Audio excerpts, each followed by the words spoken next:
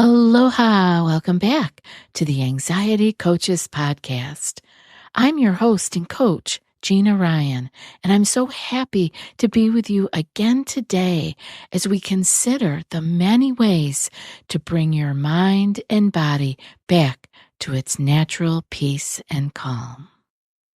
Welcome back to part 2 of our incredible conversation with Dr. Fred Moss, a pioneering psychiatrist, author, and mental health advocate.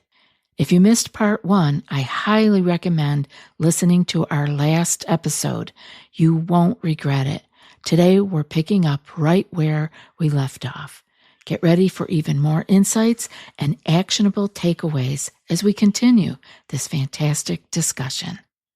Now, these medications are causing some of the chemical imbalances that you thought you had in the first place.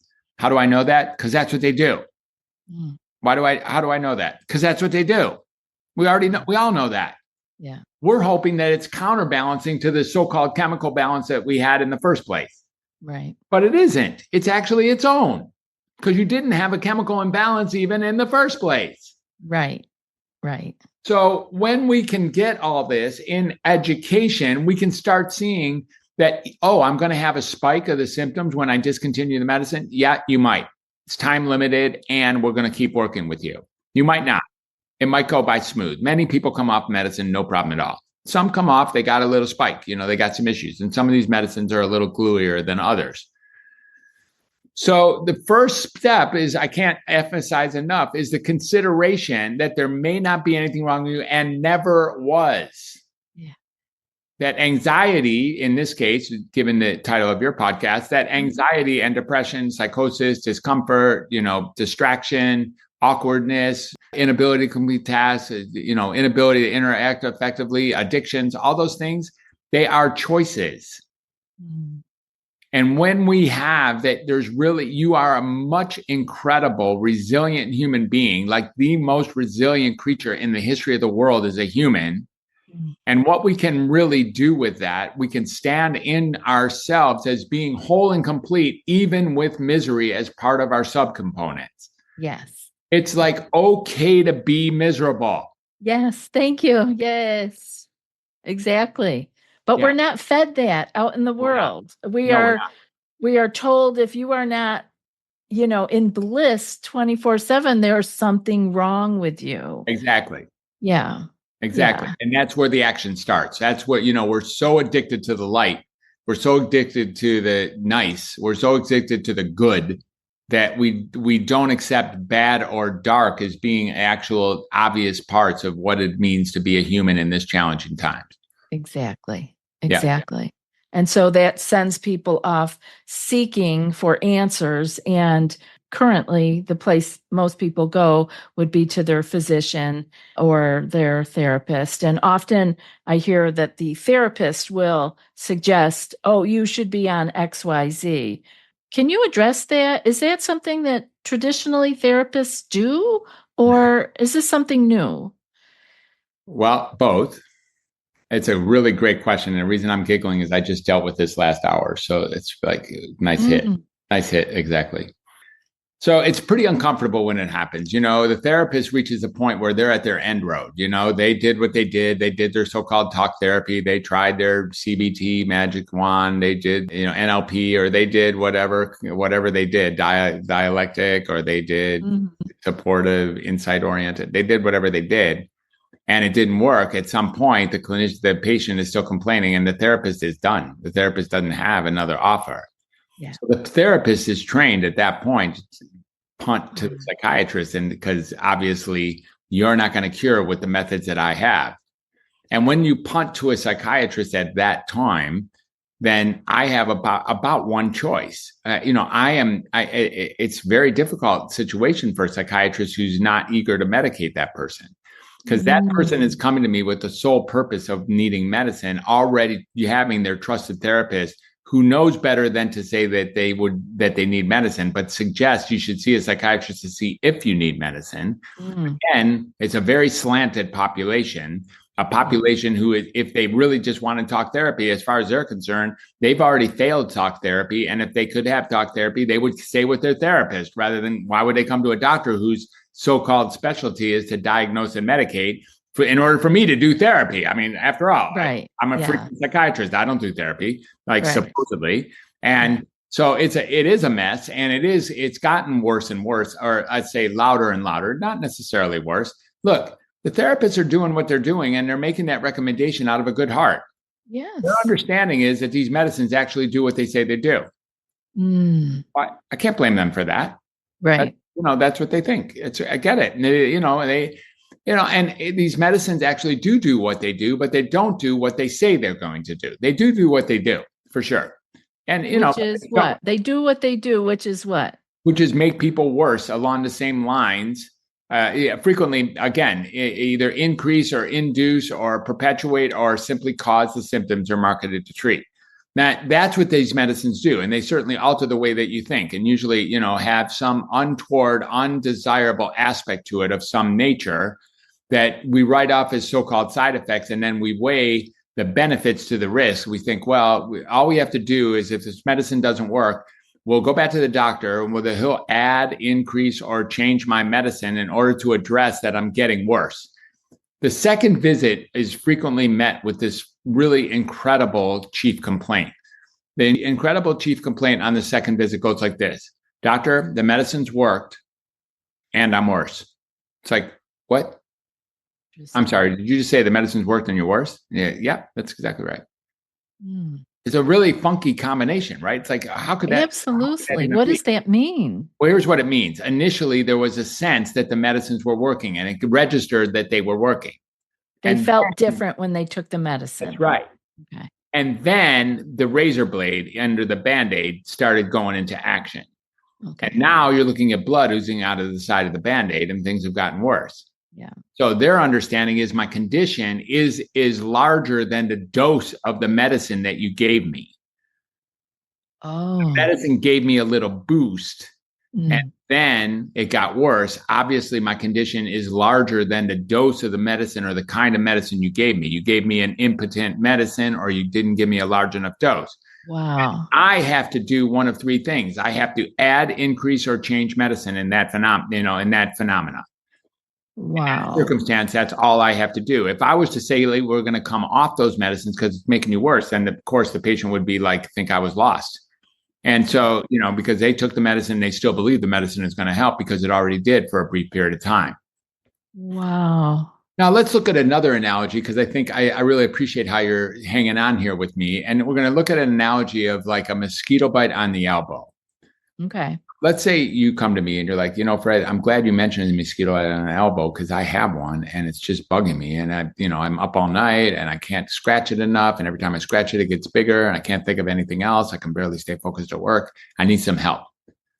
And I'm like, I got it. You're really lucky, because I know somebody in Pasadena who's actually an elbow mosquito bite specialist. And you're like, oh, wow, let's make it happen.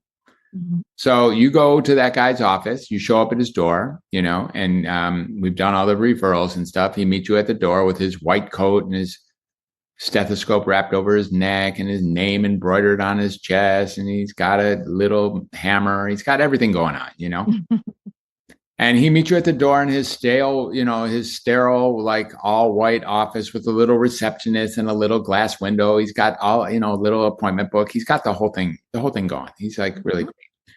And he takes you back in the back room. Oh, you're the referral from Dr. Fred. Yep. Yeah. Dr. Fred's a good friend of mine. Yep. He sent you to me because I have 100% cure rate with elbow mosquito bites.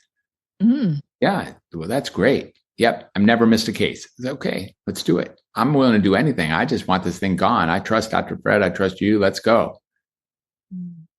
So he says, okay, well, let's go. And he takes out his, magnifying glass, looks at your mosquito bite. Well, that's a doozy of mosquito bite you got there. I already know that. Yeah. So we're going to get rid of that. Okay, good. Let's do it. So he takes out a saw and cuts off your arm at the shoulder. Yeah. Yeah, I hear you. Guess what? Wow. Cure rate. Yeah. 100%. 100%. Yeah. And he says, come back in 2 weeks. We'll check for that mosquito bite. You come back in 2 weeks, there's no mosquito bite. Right. Cured. Yep. Yeah. That's the level of damage that these medicines actually do. If you stay myopic enough, then you can get, maybe your anxiety is reduced, or maybe your depression is slightly reduced. What you didn't notice is that every part of your emotions is reduced. Yes. Your inability to feel is what happened, not your inability to feel anxiety. Right. Can we blunt your feelings? Yeah. Of course, we can. Multiple drugs do that. No problem. Can we blunt your feelings and make it so that you can't, like, you can't get happy either? You can't get sad, can't get happy, can't get aroused, can't be excited, can't do anything? Yeah, we can do that. And if all you want to look at is your depression gone, and was that too big a price to pay? That's what I fear is going on with some people, by the way, is that their depression is gone. Whatever they were rightfully sad of before they started the medicine is gone. Yeah. As is all of these other energies. And they're like, all I know is that depression is gone. Wow. They're willing to take the trade-off. Exactly. Wow. Because they don't even notice it. You see, you don't know what you don't have. Okay. I hear you. You don't have access to what you no longer have. When you lose your hearing, you have no idea what you're missing. Right. Right. You just don't. Right. You just don't. You're not aware of what you don't have anymore. Yeah. Wow. So that's if they're not feeling, they don't know they're not feeling. They don't know that. They're feeling what they're feeling. They're getting through the day, and they're, but other people know. And then if you really look at them, they're very, very blunted and constricted. Yeah. Yeah. It's a big trade-off. Yeah. And let's make this clear. This is really not anti-medicine. Right. Do you get that? I'm not mad at the medicine company. I used to be. I used to think that that's where my focus should be. I should be mad at big pharma, mad at the insurance industry, mad at the psychiatric industry, mad at somebody. Until I realized, no, man. Yeah. There's nothing to be mad at. Yeah. I'm not mad at the rat poison industry. Right. I'm not. Right. It's doing what it does. And the rat poison is an interesting one. I might as well drop one more thought here, which is, this tapering thing. If you knew, who's considering coming off of medicine, now learned that there was rat poison in your medicine, would you taper? Yeah, I love that. I was going to ask that. That's perfect. Right. You would just stop it as soon as you knew that it was harmful. Exactly. Yeah. But you only taper because you're hanging on to the idea that maybe it's not harmful. Right. But if it was rat poison in there, and I told you, no kidding, here's the chemical analysis of this particular capsule you're taking, there's rat poison in there, and we're only going to do this over the next 6 months. I'm going to take you off of this rat poison. Yeah. Dude. We'd think you were crazy if you did. No, there's no way we're tapering anything. Right. Yeah. I just took my last pill. I'm done. Yeah, I'm done. Well, Dr. Fred, if that is the case, and so people... That's the case. And it is the case. It is, because I see it all the time too. Now, I welcome everybody, because I'm kind of like you. I'm not mad at anybody. This is just what is right now, and just have to deal with it. So with that in mind, how can people who maybe haven't taken medication yet, or, because there are some people who are adverse to that for their own reasons. That's a very fun population for me. I like the population of those two. I like the ones who are standing in front of the revolving door still. Exactly. Yeah. And so what kind of lifestyle changes or self-expression can help them to transform their relationship with the stress and anxiety in their life? Really fantastic again. So we've already talked a little bit about the self-expression, and I would say leaning on the creative aid is that way to do it. The creative aid is art, music, dancing, singing, drama, cooking, writing, gardening, and then a couple more, photography and cleaning. And then a final one is just help anybody do anything. So that's a really cool way to do it, is like finding self-expression in the face of not wanting to, or, not feeling like you have the energy, like actually finding a way to get yourself expressed and have somebody listen to you. Now, the truth is, The only way you're going to do that is you're going to have to find your true voice. And Find Your True Voice is the name of my second book, of course. And so what we have in this Find Your True Voice is really getting down to business and moving things out of the way that are in the way of you expressing yourself open, honestly, and genuinely and authentically. Yeah. How do we do that? We actually realized that when we were kids, we were taught how to be someone that we're not in order to protect the people that we are. We were taught that. I learned that in first grade. I was a talker, man. I was a precocious little talker. I know that's shocking to you, but I was a precocious little talker. I was trouble for those teachers. But I was also the smartest kid in the class because I was so precocious. Yeah. Like this combination of being the smartest kid in the class and just a troublemaker. Yeah. And it was not that rough, really. Little Freddie had a good run through elementary school for sure. If we really start looking at rephrase the question so I can get back because I just talked about. I just wanted to know, I was thinking with the people who have not used medications or are adverse to using them, what should they do? All right. Yeah. So we learned back then how to be this person that we're not, that's actually designed to protect the people that we are. We need to undo that. We need to actually look at how can we just get in touch with our own authentic self, move all the rust and mud and dust off of ourselves and the things that are in the way of who we know ourselves to be. How can we speak honestly, listen honestly to what really matters to us so that we're not stuttering, so that we're actually being in touch with our core values, in touch with our core self? Because when we get to that space of approaching authenticity, we then find a frequency that allows us to actually communicate and resonate with all human beings. Yeah. All human beings. Yeah. Of all types. You don't even have to speak the same language. I have had great conversations with people who didn't understand one word that I said. So it's very entirely possible. So we want to speak our true voice and we want to, heal through self-expression and creativity. And, the other thing we want to do is we want to utilize the Moss method. And the Moss method has been named after me affectionately, but I didn't actually design any of things. I just compiled them. And it's a list of 20 things. It's, it's like gratitude, it's like meditation, it's yoga and Tai Chi, or, unifying movement sciences or traditions. It's like creativity is included. There's also nutrition, like, organic foods, hydration, drinking lots of water. There's nature, getting out there with nature and actually realizing that life isn't happening in your head or inside the four walls of your home, that there's a nature out there that can be seen, that there's, can behold all the beauty of that you're pampering, that you're taking, pampering meaning taking very good care of yourself, like someone you're responsible for. Like if you were responsible for the King of England or the Queen of England or who knows, someone else you adore, then how would you treat that person? Well, of course that you should treat yourself that way.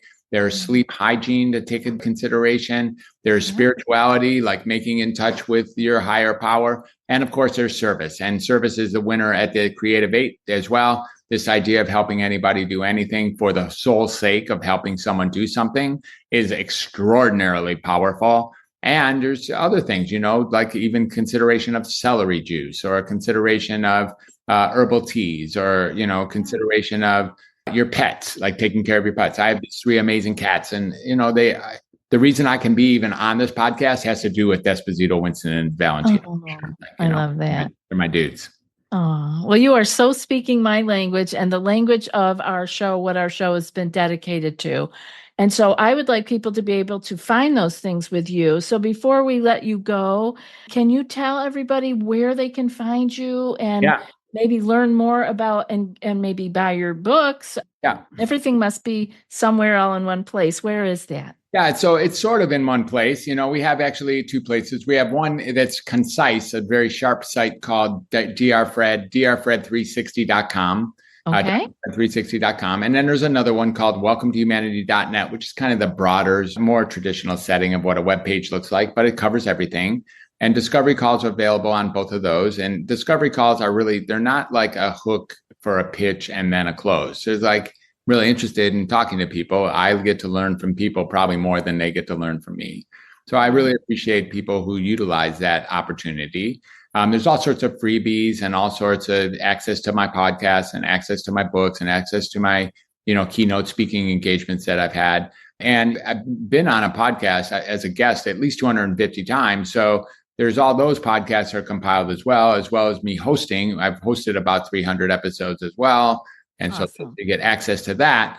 And if you really want to find me, the place that I'm looking for these days is my Mighty Networks. And I have a school SKOOL platform that's called Welcome to Humanity. And I have the Mighty Networks platform that's in process of being built right now. That is really, really fun, super fun. I love Mighty Networks. I'm very excited to open up Welcome to Humanity there. And then, of course, I troll around on these stupid platforms as well. And I call Facebook is a stupid platform for sure, as is IG. And, they're just stupid. They're just dumb. But I find myself being out there because that's where everyone else is. And I guess I hang out there. And sometimes I'm on LinkedIn. I like LinkedIn. That's a little bit more grounded and stable and somehow above board in its appearance than the others. So I like LinkedIn. Yeah.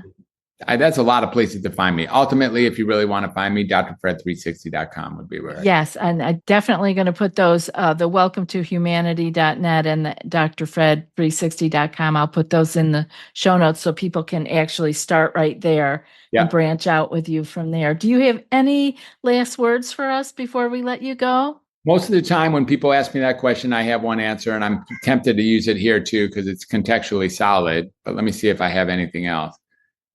This was a great questionnaire. I really feel like in this 45 minutes, we were able to access so much of what I've now become. And I truly appreciate your willingness and capacity to tap on me that way. If I had one thing to say with everyone, here's what it is. I'm going to use the standard one, which is there really may be nothing wrong with you. No kidding. Yeah. Thank you for that. Thank you for that from my heart. Because that hits me in my soul. So I appreciate you. Yeah, thank you. Thank you for taking time with us, Dr. Fred, and we'll be visiting you on the internet. Awesome. Very cool. Thank you for having me. Really fabulous. You're just a delight, and I appreciate it. I know the timing was hard for you, and I appreciate that you made it work. Not too bad at all. Thank you for having me. Very good. Happy Thanksgiving, my friend. You too. Thank you. Aloha. Aloha. And now for today's quote. My commitment is that each and every person will know that their voice is heard, that who they are and what they do matters. And that's from Dr. Fred Moss. I'll be back in a few more days with another podcast. Until then, be well and aloha.